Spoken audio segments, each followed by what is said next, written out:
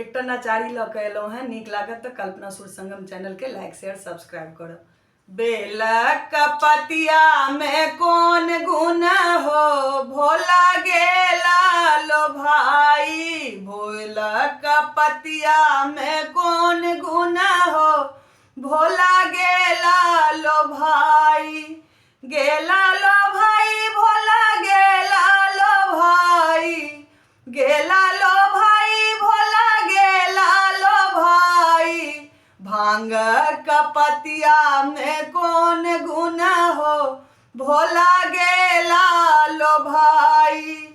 कोठा अटारी शिव के मनहु न भावे, कोठा अटारी शिव के मनहु न भावे। टुटली मरैया में कौन गुण हो, भोला गेला लो भाई। टुटली मरैया में कौन गुण हो, शिव गेला लो भाई।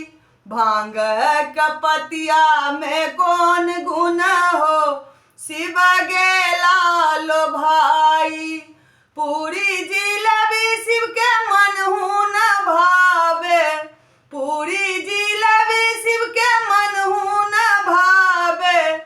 भांग धतूरा में कौन गुण हो, शिव गेला लो भाई। भांग धतूरा में कौन गुण हो, भोला गेला लो भाई। बेलक पतिया में कौन गुण हो, भोला गेला लो भाई।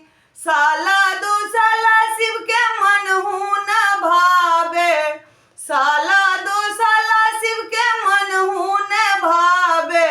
मृगा के छाला में कौन गुण हो, भोला गेला लो भाई। मृगा के छाला में कौन गुण हो, भोला गेला लो भाई। बेलक पतिया में कौन गुण हो, शिव गेला लो भाई। हाथी और घोड़ा शिव के मनहु न भावे, हाथी और घोड़ा शिव के मनहु न भावे।